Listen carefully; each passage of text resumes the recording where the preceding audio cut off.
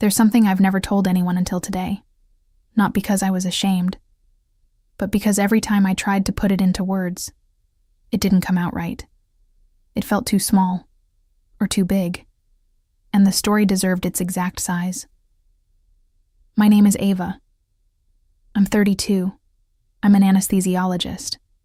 And for a long time, I was the loneliest person I knew, without anyone around me ever realizing it.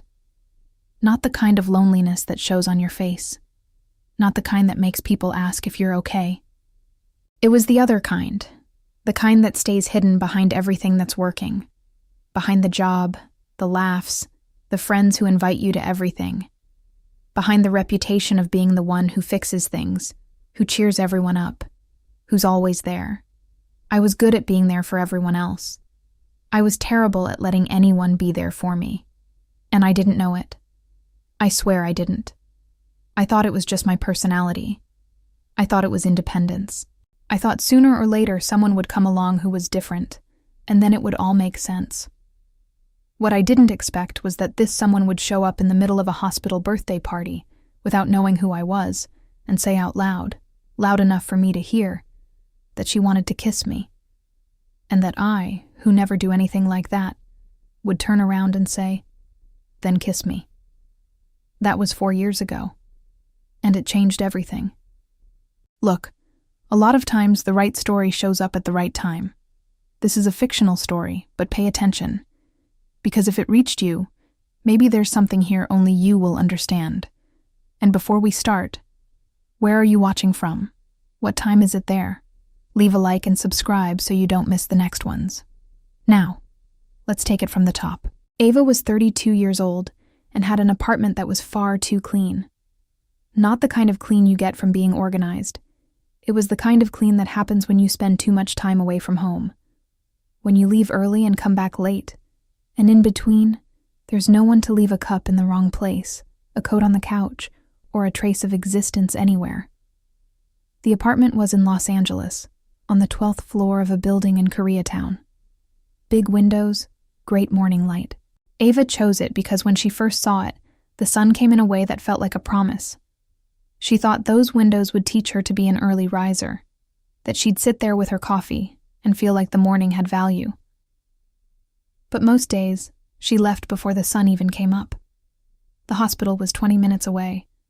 She usually arrived before any of her colleagues, grabbed a coffee from the hallway machine, and stood still for a while, watching the empty corridors before the day began. It was the only moment of the day when she didn't have to be anything. She didn't have to cheer anyone up. She didn't have to smile. She just existed. In the operating room, Ava was known for a sense of calm that most doctors took years to develop, and some never did. There was a quality in her voice, a rhythm, that made the room feel safer before she even did a thing. Surgeons asked to work with her. Residents tried to follow her logic. The nurses knew that when Ava was in the room, the tension dropped by half. Outside the OR, it was different.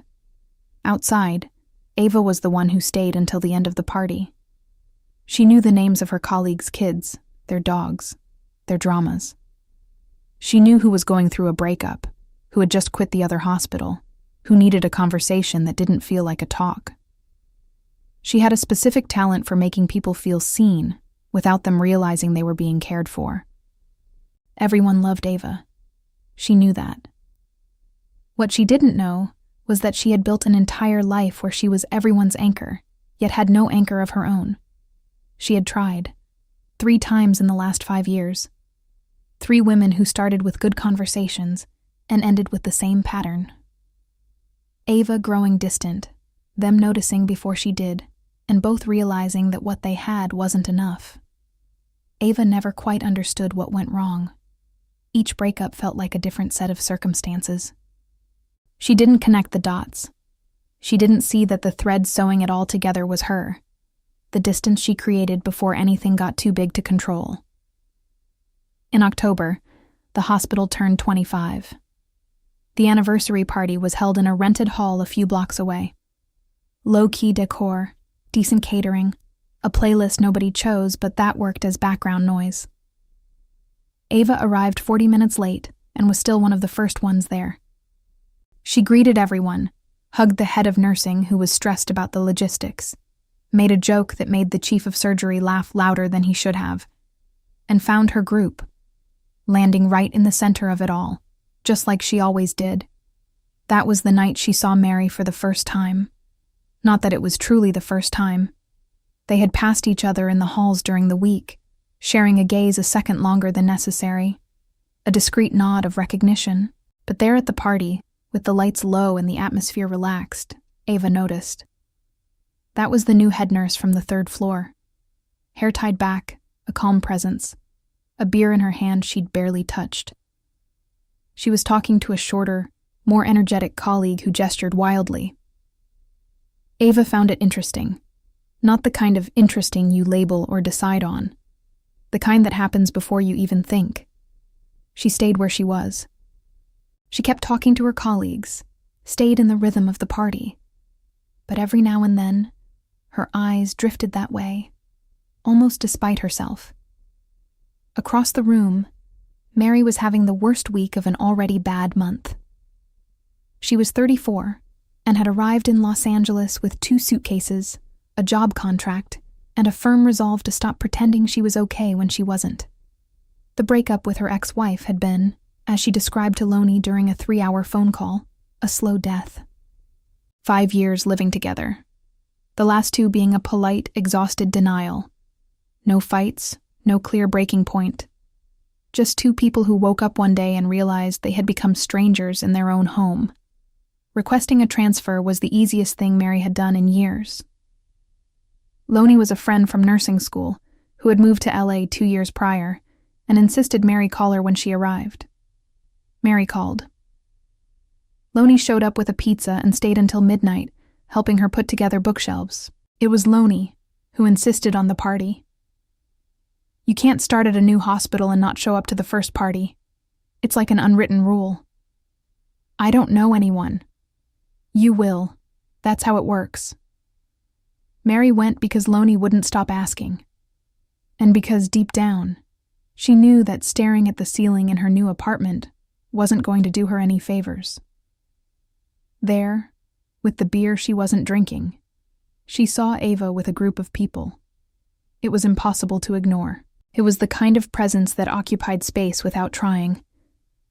Ava was in the middle of a conversation, laughing at something, and there was just something about the way she moved, the way she paid attention to whoever was speaking, that was different from everyone else. Mary stared longer than she should have. "Who is that?" she asked Loney. "Ava, anesthesiologist." "Why?" Mary didn't answer right away. She took a sip of her beer. "Just curious." Loney knew her well enough to know it wasn't just curiosity, but she also knew her well enough not to comment, yet. The party went on. Conversations blurred together, the buffet emptied out, the playlist got livelier. At one point, Mary and Loney were in a quieter corner, people watching. Ava passed nearby, not close enough for it to be intentional, but close enough to overhear their conversation. Then, without seeing Ava, Mary said, in a volume meant only for Loney, but that didn't stay there. "I want to kiss that anesthesiologist." Loney's eyes went wide, because Ava was right there, 3 feet away, and she had stopped. Mary looked at Loney startled. She could tell by the look on Loney's face that Ava was behind her. Loney saw the exact moment Ava processed what she'd heard. She saw the corner of Ava's mouth quirk up, discreet, almost imperceptible. And she saw Ava turn slowly toward Mary. "Then kiss me." Mary spun around, shocked. Ava was standing there with that same calm she had in the OR, but with something extra in her eyes. A lightness, a boldness she didn't even know she possessed. Mary stood frozen for a second. Loney, beside her, had stopped breathing. And then Mary leaned in and kissed Ava. The room didn't come to a dead stop, but there was a pause. The kind of pause that happens when something totally unexpected occurs. A few glances, a few smiles, one colleague nudging another, because everyone knew Ava was gay. It was never a secret, never an issue, It was just part of who she was. But it was also true that in all her years working there, no one had ever seen Ava with anyone. It was the kind of detail people notice without saying a word. The kiss lasted exactly as long as it needed to. When it ended, they looked at each other. "I don't even know your name," Mary said. "Ava." "Mary." Beside them, Loney had her hand over her mouth, trying not to laugh. Monday arrived with the kind of sky Los Angeles gets in October. Not quite clear, not quite cloudy, a hazy light that can't decide what it wants to be. Ava got to the hospital at her usual time. Machine coffee, empty hallway, the pause before the day. She had spent the entire Sunday not thinking about the party, or trying not to, which in practice is the same thing, just more exhausting. The kiss had been an impulse. She knew that. It wasn't like her. She wasn't impulsive. At least not like that, not in public, not with a stranger at a work party. But something about that moment, about that confession blurted out by accident, about the startled look in Mary's eyes when she turned around. Ava couldn't stay quiet. And now? Now the woman was a head nurse at the same hospital. 3rd floor. She'd confirmed it with Loney before leaving the party, which meant they were going to run into each other. Often. Ava finished her coffee and headed to the OR. Mary appeared in the 3rd floor hallway at 7:43 a.m. Ava was walking with a resident toward the elevator when they saw each other. The hallway was long. There was enough time for both of them to process what was happening before they reached each other. Mary felt her stomach tighten in a way she didn't expect. Ava kept walking at the same pace. The only thing that changed was a nod. Professional, discreet, the kind of greeting you'd give any colleague. "Good morning," Ava said, passing by. "Good morning," Mary replied. And that was it. The resident next to Ava didn't notice a thing. Mary stood in the hallway for a second after Ava passed, trying to figure out what she was feeling. It wasn't hurt. Not exactly. It was more like a recalibration, like when you expect one thing and get another, and your brain takes a second to register. Fine. It was work. It was professional. It was the right thing to do. She went to her shift change meeting. In the following weeks, that became the pattern. They would cross paths, in the hallway, in the elevator, at the cafeteria entrance, and there was a greeting, there was politeness, there was all the functional cordiality of two professionals sharing a space, and nothing more. Mary interpreted it as regret. She concluded that Ava had been impulsive that night, woke up the next morning, decided it was a mistake, and that this distant professional version was her way of closing the subject without having to talk about it. And Mary, who had just come out of a relationship where she spent too much time waiting for a sign, decided she wasn't going to wait for anything. If Ava was pulling back, she would too. She didn't mention the kiss to anyone except Loney. And even with Loney, she was brief.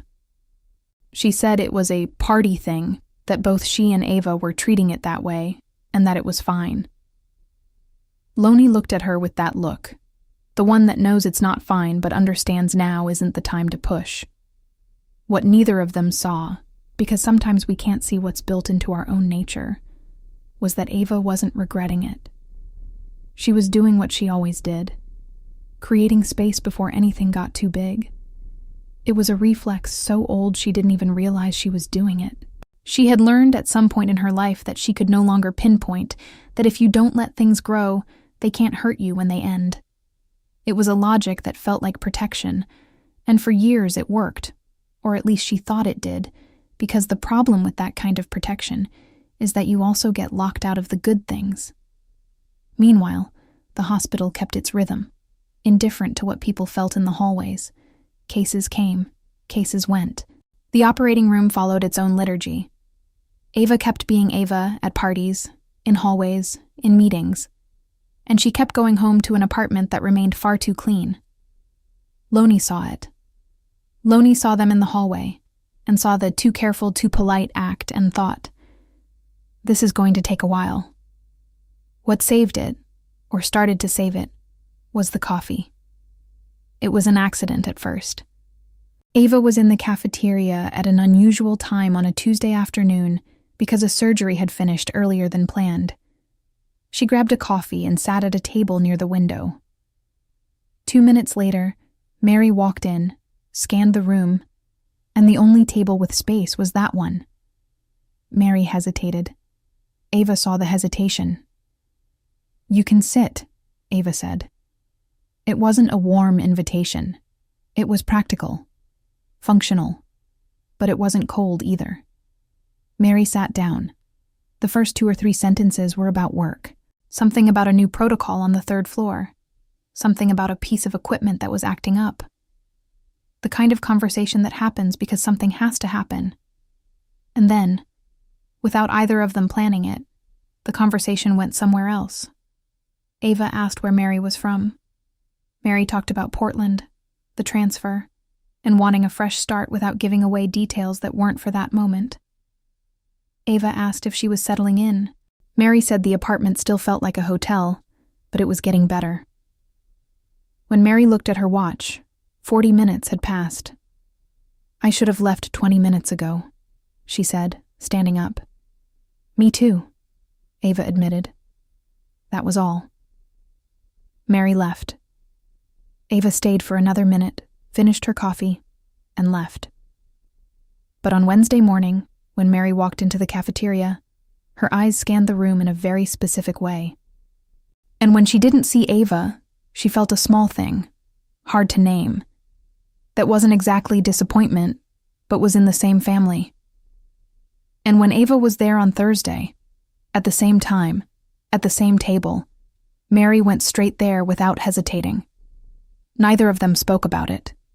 Neither called it a habit, but it became one.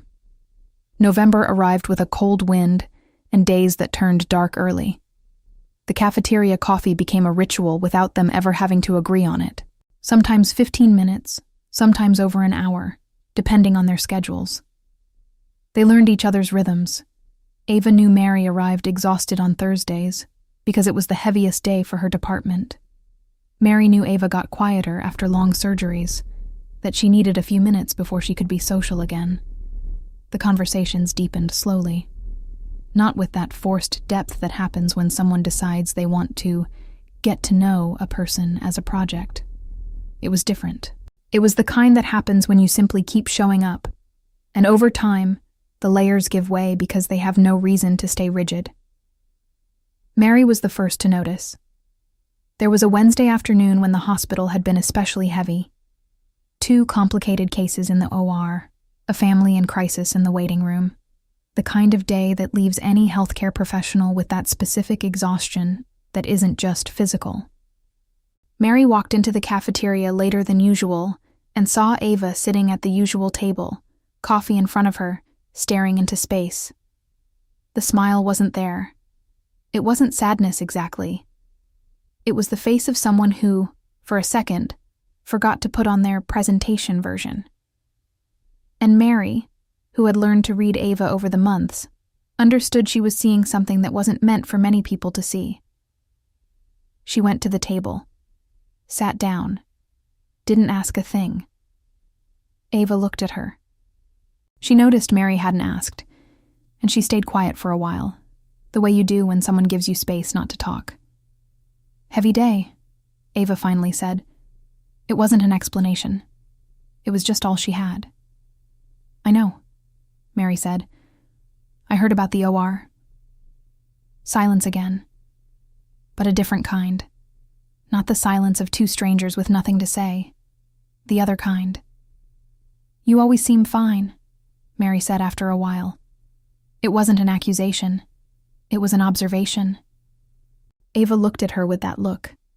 The one where she was deciding whether to keep going or turn away. It's easier that way. For you or for everyone else? The question hung in the air. Ava didn't answer immediately. She toyed with her cup of coffee, which was already cold. "For everyone else," she said. "I think for me, too. I don't know how to separate it anymore." Mary didn't say she understood. She didn't say Ava needed to be more vulnerable. She didn't give advice. She didn't try to fix it. She just stayed. And just staying, reached deeper than anything else could have. Ava looked at her differently in that moment. It wasn't the look from the party. It was quieter, realer. "You don't pretend you didn't see it," Ava said. "No," Mary confirmed. "I was never good at that." Ava gave a small smile, the first genuine one of the afternoon. In the weeks that followed, something shifted. Not radically. Ava was still Ava, still had that quality of keeping things to herself. But there were moments, more and more frequent, where she stopped performing, where she sat quietly beside Mary without feeling the need to fill the silence, where she'd mention something small about her day. No drama, no explanation, just sharing. Mary understood that this was a lot for Ava, not because Ava told her, because she was paying attention. It was a Friday night, after a shift that coincided for the first time, that Ava asked if Mary had plans. "None," Mary replied. "There's a place nearby, ramen. It's not fancy, but it's good." It wasn't. "Let's have dinner together," which would have been too easy. It was this lateral, almost casual thing, which was Ava's way of saying something without saying it directly. Mary recognized it, and she said yes. Dinner lasted 3 hours. They talked about everything they hadn't talked about over coffee. Ava talked about medicine, not the practical work, but why she chose anesthesiology, that specific position of being on the edge between consciousness and absence, of being responsible for someone's most vulnerable state. Mary talked about what made her go into nursing, how much she needed a job where the results were visible, tangible, real. At some point, it was nearly midnight, Ava said, "I never talk about these things." "I know," Mary said. "I noticed."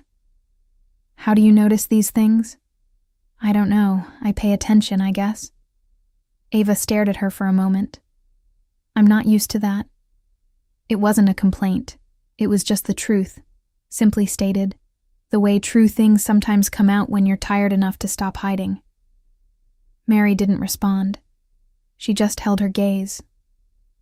They left the restaurant when the place was nearly empty. They walked to the parking lot without rushing.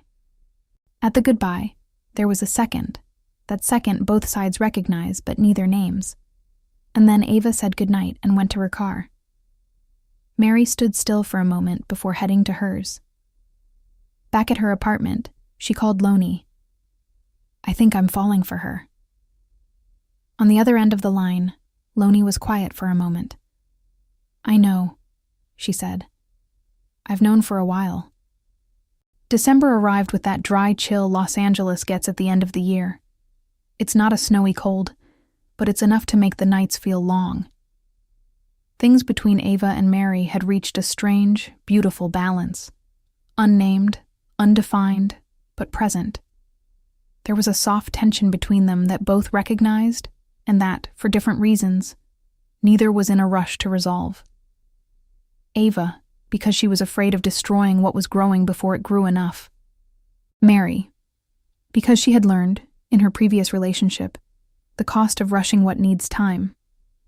So, things just went on. Dinners that became a habit. Afternoons over coffee that turned into long sessions. Once, Ava showed up at Mary's unit with a sandwich from a deli near the hospital because she'd passed by and remembered Mary mentioning she wanted to try it. Nothing was said about it. It was the kind of thing Ava did when she was truly with someone. Tiny attentions she wouldn't call gestures, but were the most she could give. Mary saw it, and she held on to it. The problem came on a Monday afternoon, during a clinical situation. A post-op patient was showing signs that Mary, as the head nurse on duty, felt needed immediate attention. She requested a reassessment of the pain medication. The standard protocol said one thing. Mary, based on what she was observing, felt an adjustment was necessary. Ava was called, She was the anesthesiologist on call. They evaluated the patient together. Ava analyzed the data, assessed the situation, and said the standard protocol was being followed correctly, that there was no indication for a change at the moment. Mary disagreed, not aggressively, but directly, clearly, with her arguments ready. The vital signs from the last hour show a variation that isn't being taken into account. I think it should be reassessed. Ava looked at her. There was something in Ava's face. Not anger, not yet, but a tension Mary hadn't seen before. I've analyzed the whole picture. It's within the expected range. With all due respect, I disagree. The hallway had more people than it should have at moments like this. 2 residents, a nursing tech, a physical therapist passing by. People were listening. And in that space, at that specific moment, was the most complicated mix possible. A legitimate professional disagreement between 2 people who had spent months building something delicate. One of the residents glanced at the other. That discreet look of someone realizing they're seeing something beyond what meets the eye. The kind of look that circulates fast in hospital corridors, and by the end of the shift, becomes hallway gossip. Mary knew it was going to happen. Ava knew too. And maybe that was exactly what made the tension even higher. It wasn't just about the patient. It was about who they were, right there, in that hallway, in front of everyone. The decision is mine. The protocol is being followed, Ava replied, colder than necessary. Mary stayed quiet. She didn't back down, but she stayed quiet. Ava walked down the hall without looking back. 3 hours later, the patient showed exactly what Mary had predicted. It wasn't grave. It was managed quickly, with no serious consequences. But it was there. Mary's observation had been right. Ava knew as soon as the data hit the screens. She stood in front of the monitor for a moment. It wasn't the first time in her career someone had disagreed with her and been right. But this time, there was a different weight to it. She had reacted poorly. The unnecessary coldness. The tone that wasn't about medicine. And underneath it all, something she struggled to name. She had been angry because Mary didn't back down. She was angry because Mary saw something she didn't and wouldn't stay quiet about it. And that specific combination of being challenged by someone who mattered, had activated something in her she didn't know how to handle. She left at the end of her shift without passing the 3rd floor. The cafeteria meals stopped. The hallways returned to that functional cordiality from the beginning. Mary didn't understand what had changed at first. She thought it was just the weight of the mistake, that Ava needed time to process. But as the days went by, the silence grew heavier. And there was a 3rd layer Mary wasn't seeing clearly. Some people at the hospital had seen the kiss at the party. It wasn't a scandal. The hospital had moved past that a long time ago. But there was always that one person who made a comment. A joke that wasn't quite a joke. A look that lasted a second too long. The kind of judgment that doesn't announce itself but stays there, like background static. Mary felt it more than Ava. Ava was used to it. She had learned to filter it out. Mary was still learning the hospital, learning the people. And there were moments when she felt that specific weight of being seen in a way that reduced who she was to something she hadn't asked to be discussed. Loney saw it. Loney always saw it. One afternoon, she showed up in the hallway where Mary was finishing a chart. You need to stop waiting for her to come to you. I'm not waiting for anything. You are, and you'll be waiting until Christmas if I let you. Loney leaned against the wall. Ava isn't a bad person, Mary, but she has a pattern. She gets scared of what she feels and pulls back before anything happens that she can't control. I didn't do anything wrong. I know. She knows too. That's what scared her. Mary fell silent. You're avoiding her out of hurt, Loney continued. But I don't think it's just hurt. I think you're also afraid. Afraid of what? Of wanting someone too much who hasn't learned how to receive it yet. Mary didn't answer. She didn't have to. That night, in her apartment, she thought about what Loney had said, and she realized it was true. Not just about Ava, but about herself. She was protecting herself. She had learned, in the marriage she left behind, not to ask for more than someone could give. And sometimes, that lesson turned into a fear of asking for anything at all.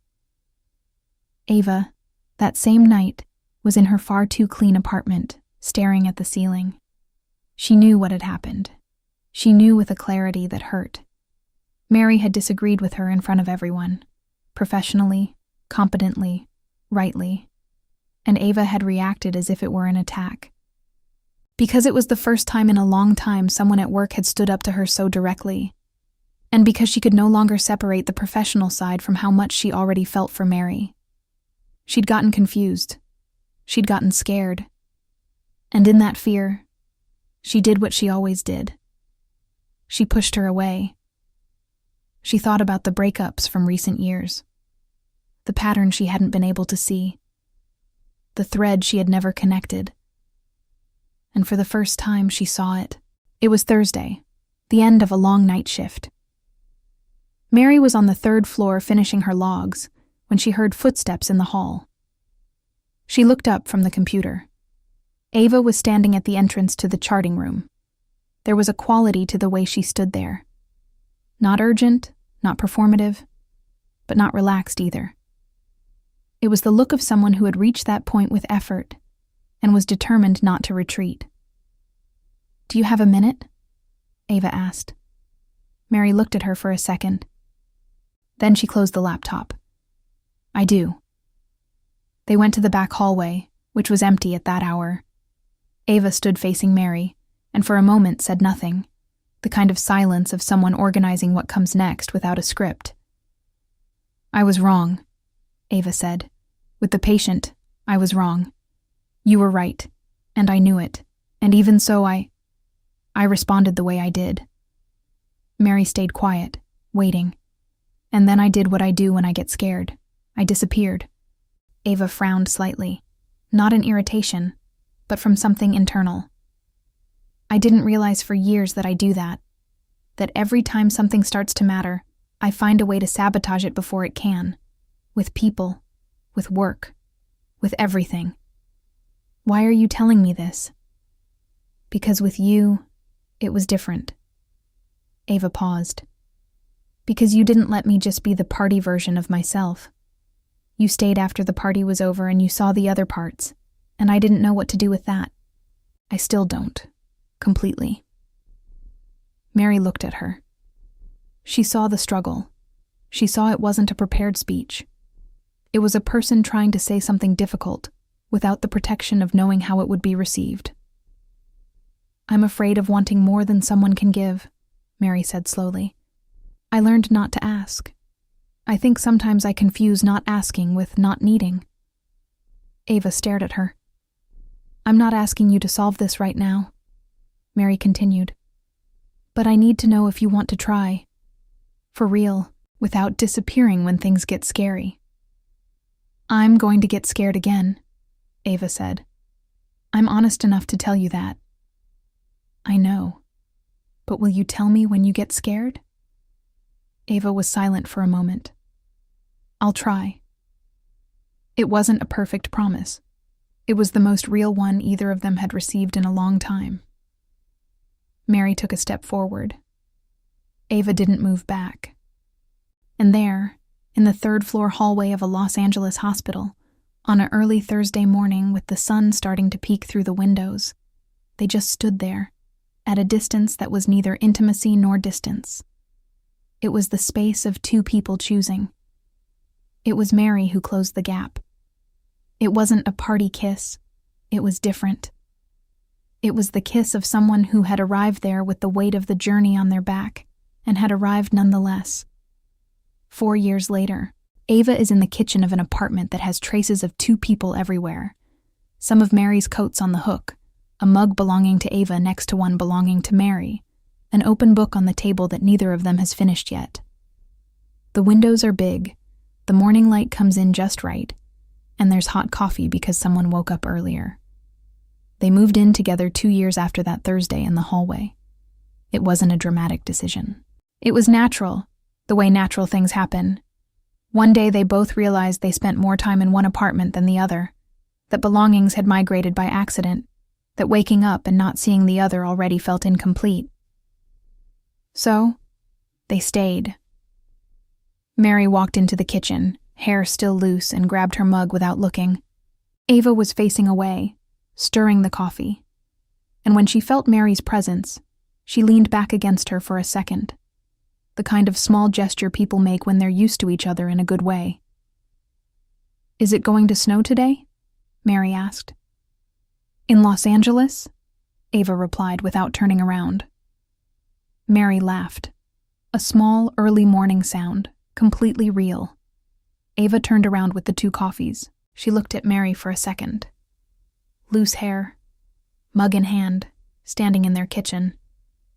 And she felt that thing she had taken so long to learn to recognize. That thing that isn't fire, isn't any of the metaphors that seem too big. It's quieter, it's firmer. It's the feeling of being in the right place. She passed the mug. Mary took it. Their hands touched for a second. "Thank you," Mary said. And Ava thought for the millionth time that there was nothing in the world worth more than this specific moment, this morning, this apartment with traces of both of them, this person who stayed after the party. There's something I learned from all of this. And believe me, it took me longer than it should have. The hardest kind of loneliness isn't not having anyone. It's having everyone around you and still not letting anyone in. And we don't even realize we're doing it. It feels like protection. It feels like strength. It feels like independence. But sometimes it's just fear in a very good disguise. Mary didn't save me. I don't like using that word for this. She did something else. She stayed. She saw the parts I didn't show, and she didn't pretend she didn't see them, and she didn't leave when I pulled back. And that, over time, taught me that I could stay too. That vulnerability doesn't destroy you. That being seen doesn't have to be terrifying. That an apartment can have traces of 2 people, and that's exactly how it's supposed to be. If you've made it this far, thank you. Seriously. These stories exist because you stay. Because someone, somewhere, listens to this in the middle of the night and thinks, I know that feeling. I've been that person. Or I am that person right now. And if you are, you don't have to solve it today. Just pay attention to what you're calling independence. Sometimes the greatest act of courage isn't leaving, it's stopping the run. If this story touched something inside you, I need you to know it wasn't by accident. We live with so much fear of wanting too much, of asking for too much, of being too much. And we call it independence, or strength, or just the way I am. When really it's just a very sophisticated way of protecting ourselves from something that hurts a lot. Being truly seen and being chosen anyway. It took Ava years to understand that. It took Mary an entire marriage. And maybe you're in the middle of that process right now too. Maybe you recognize the apartment that's too clean, or the smile that never fades but never quite reaches your eyes, or that person you're keeping at a distance exactly because they matter too much. I don't know where you are in this story, but I know you reached the end. And that already says something. If this story made you feel something, leave a like. Subscribe so you don't miss the next ones. Every story we tell here exists because someone, somewhere, needs to hear that they aren't alone. Take care of yourself